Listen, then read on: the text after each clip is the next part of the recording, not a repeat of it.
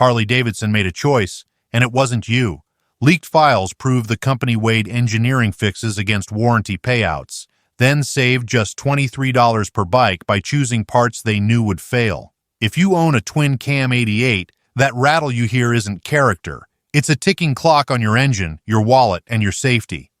These failures weren't bad luck. They were built in. Stick around, because I'll show you the weak points, how to spot them before disaster, and the upgrades Harley should have given you from the start. The leak that broke the legend. 20 years of buried engineering memos just surfaced, and they prove Harley-Davidson knew the twin-cam 88 was built on cracks in its very foundation. For nearly 2 decades, riders believed their breakdowns were bad luck or poor maintenance. Now the leaked files confirm that the issues were systemic, predicted, and deliberately ignored. Between 1999 and 2017, this engine powered millions of bikes, becoming a symbol of American steel and heritage. Yet behind the chrome and thunder was a motor that insiders privately called a liability. The revelations are more than technical. They speak to trust. Motorcycles are not like cars. When they fail, the rider has no cage of metal for protection. A seized motor at highway speed is not just inconvenient, it can be life-threatening. These documents show Harley executives weighed those risks, balanced them against profits, and still chose production. Every stranded rider, every seized motor, every expensive rebuild suddenly has a paper trail pointing straight to corporate offices. The Twin Cam 88 was marketed as evolution, a bold new generation. But with this leak, it reads more like a corporate gamble that riders never agreed to. Harley did not just roll out an engine. They rolled the dice on loyalty itself. Those leaked memos weren't the first clue. An early recall had already lit the fuse, the bearing that blinked first. What if Harley's first recall was not a fluke but a warning flare? In 1999, only months after the twin cam's debut, the company quietly launched Recall Campaign 095. At the surface, it was about a cam sprocket bolt that might loosen and cause erratic timing. But in the background, engineers were already whispering about the cam bearing.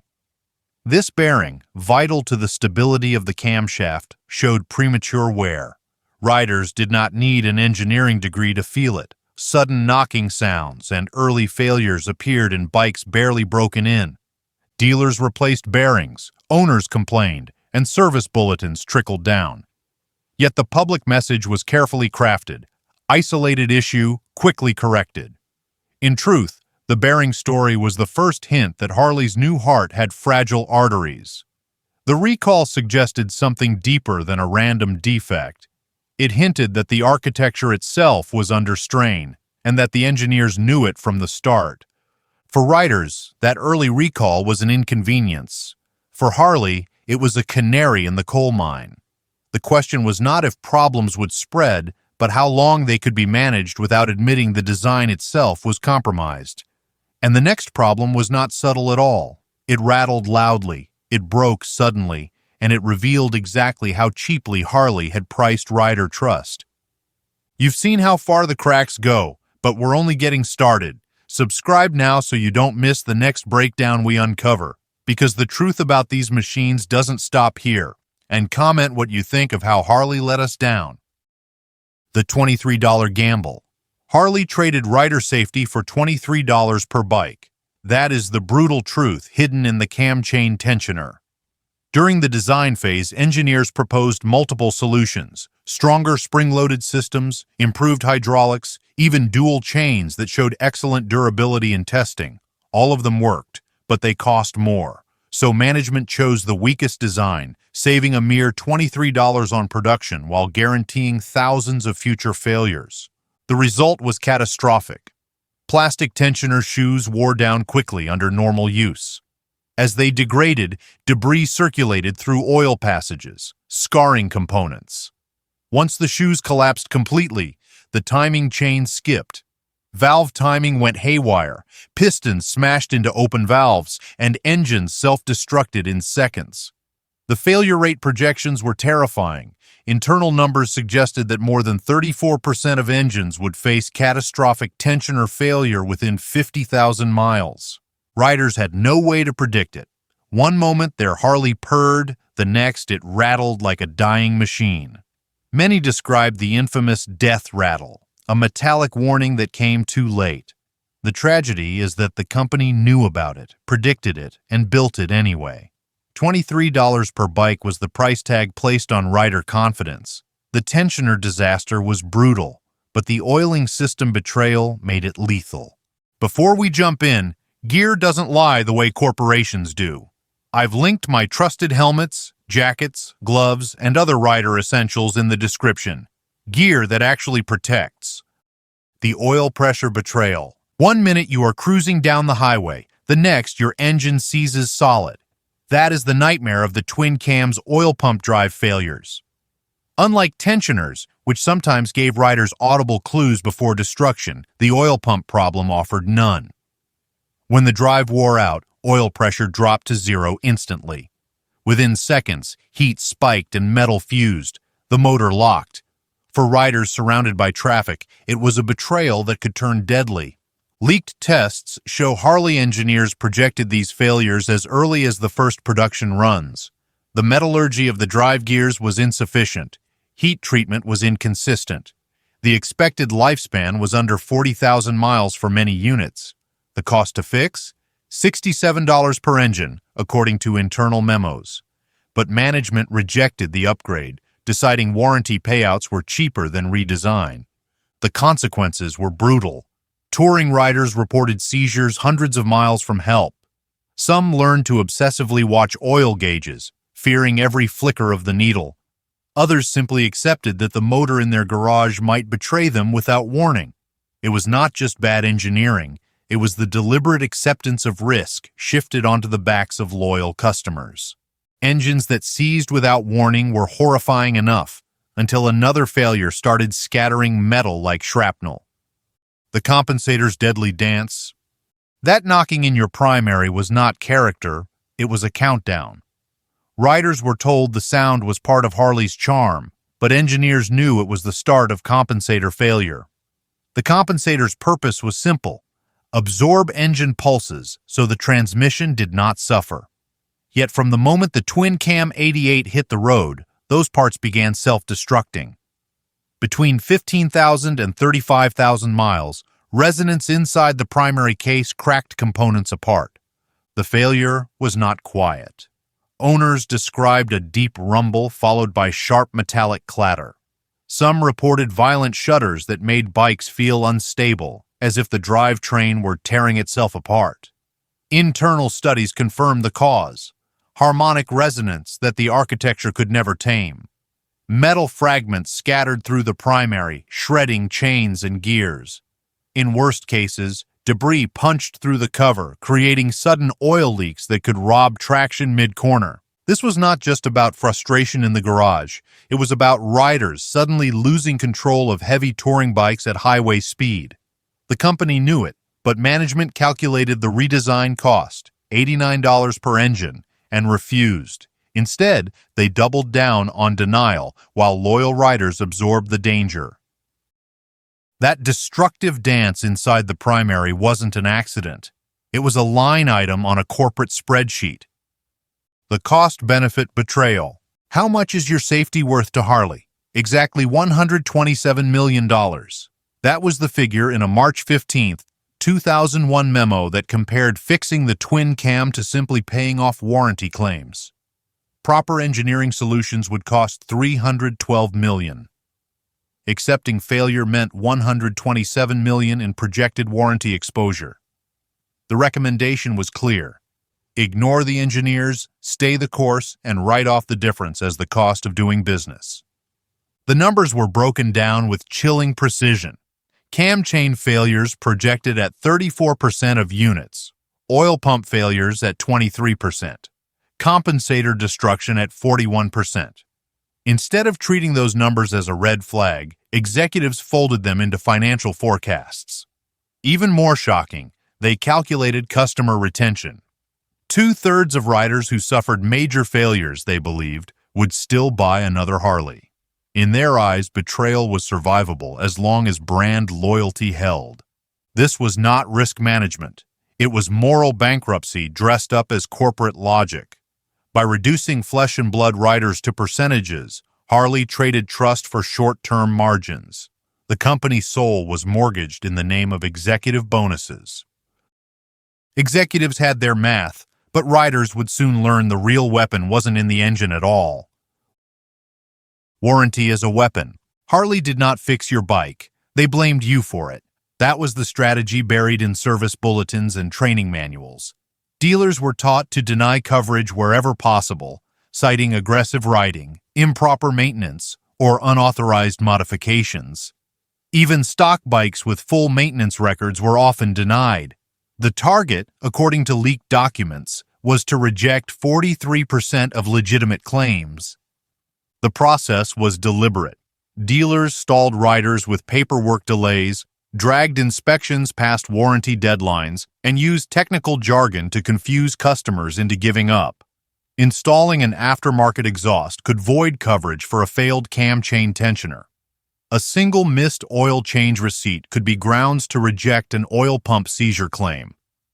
Riders who fought back found themselves buried in legal warnings while their bikes sat disassembled in service bays.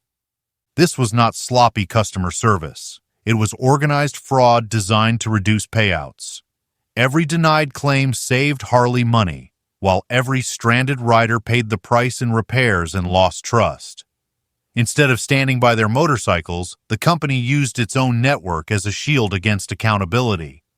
While customers were blamed, inside the factory walls a different rebellion was brewing, one Harley never wanted exposed.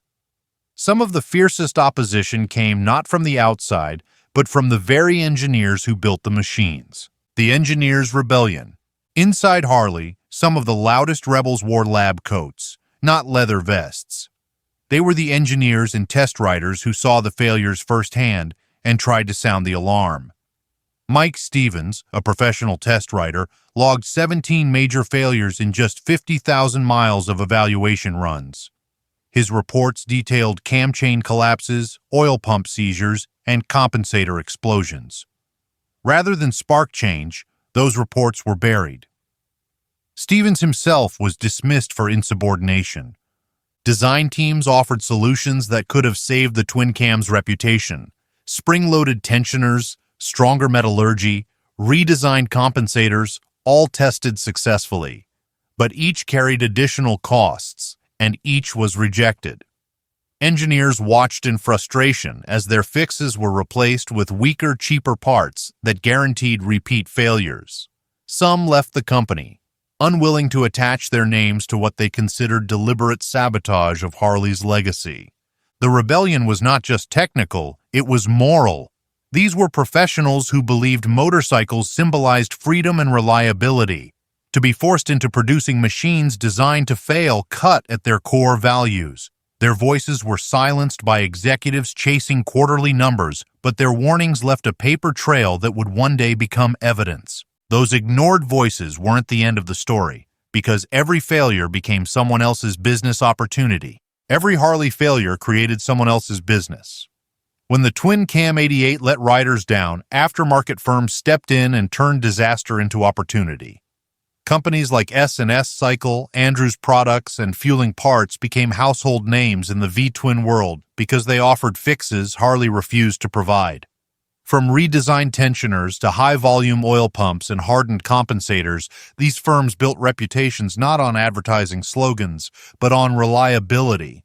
Riders soon discovered there were 7 weak points that defined the twin cam era: the cam chain system, the oil pump drive, the compensator, the cam bearings, the crank runout, the charging system, and the fragile lifters.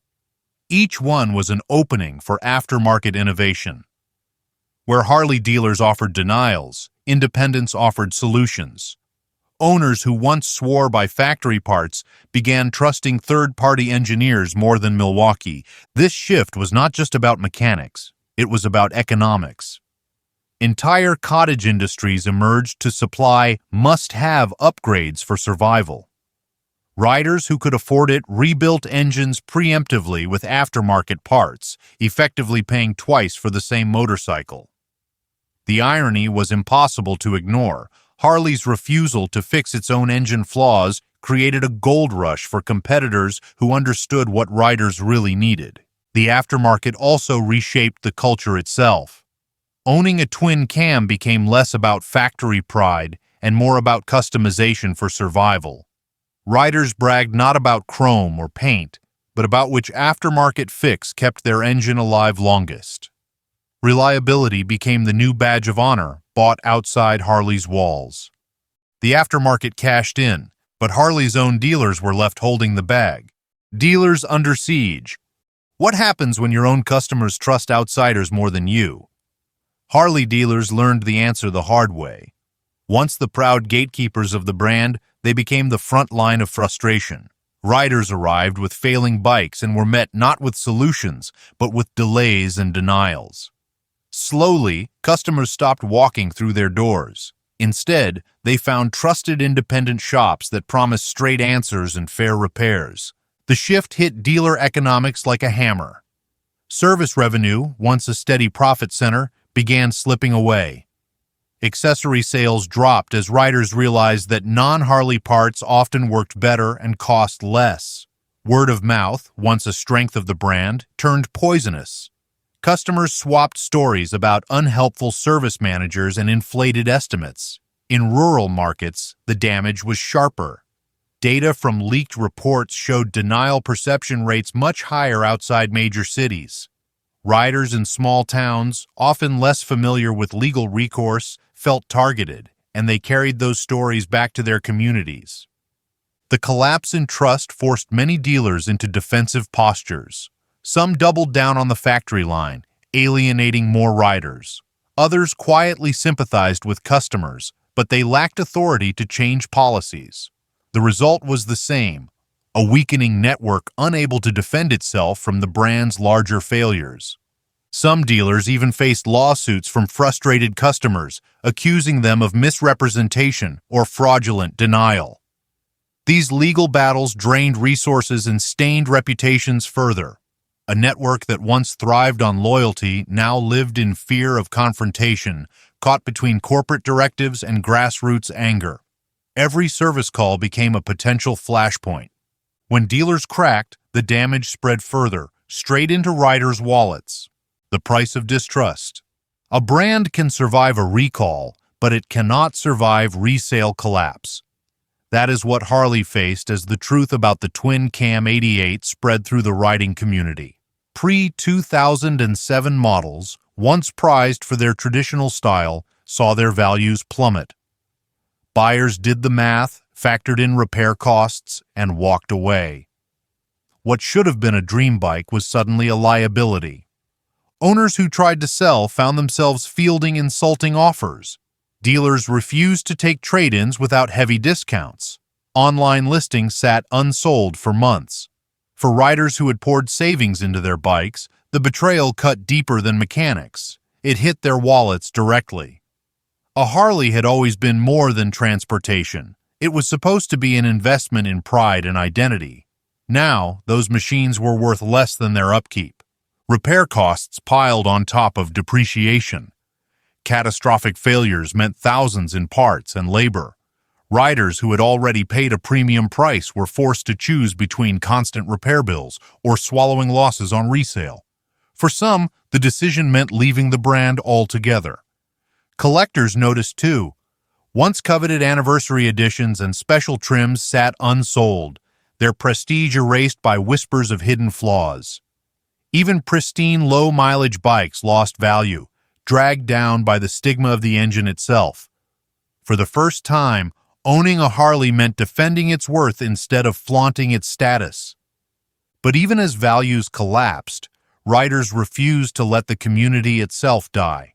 Instead, they turned to each other, creating networks of support that became more powerful than any official warranty. The riders' quiet revolt. The strongest union Harley ever faced was not on the shop floor.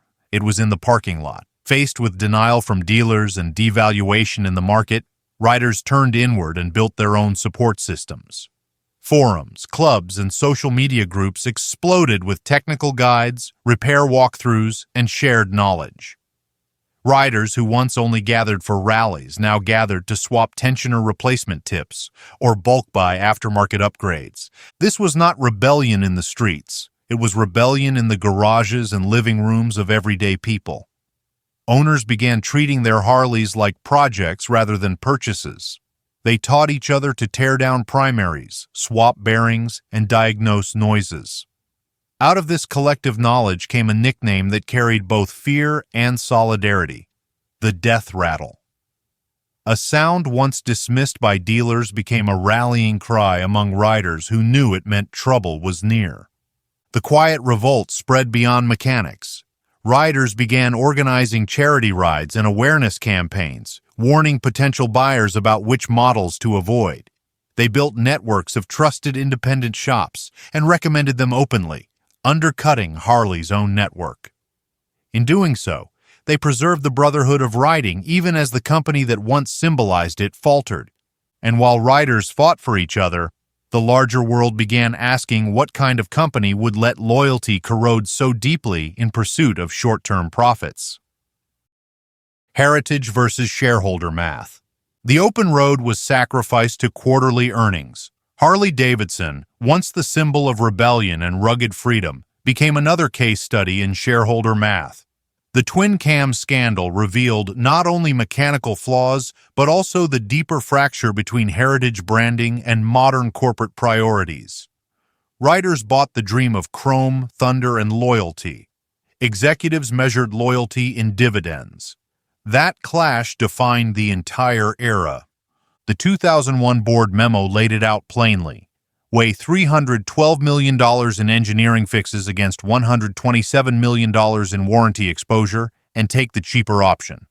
Heritage was not a shield in those meetings. It was a commodity to be spent.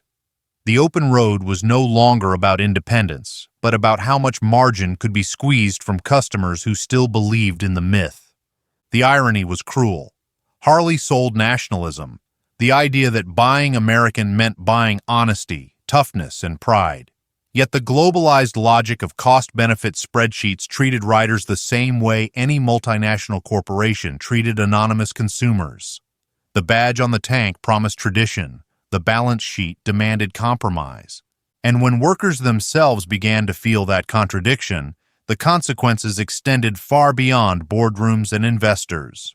Labor draws the line. What happens when pride in American craft collides with corporate betrayal? The answer was visible in the faces of workers on the factory floor. Harley's labor force carried the same loyalty as riders. They were building not just motorcycles, but cultural artifacts. When the twin cam failures mounted and the cover-ups became undeniable, morale cracked.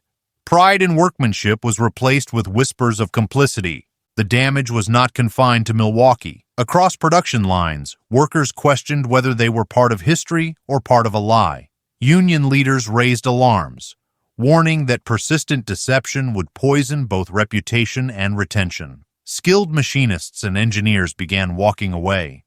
Many did not leave the industry entirely. They took their talents to competitors. The Harley twin cam scandal isn't just an engine story. It's a story of trust shattered. Riders bought into freedom, pride, and heritage, only to discover those dreams were sabotaged at the factory.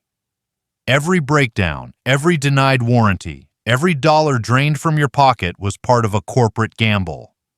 Now that the truth is out, you have the power to decide what happens next. Share this with other riders who deserve to know they weren't alone. Drop your own experience in the comments. I read them all. And if you want more investigations that strip away the marketing and reveal the truth behind the machines we ride, hit subscribe. Because this fight for honesty is only beginning.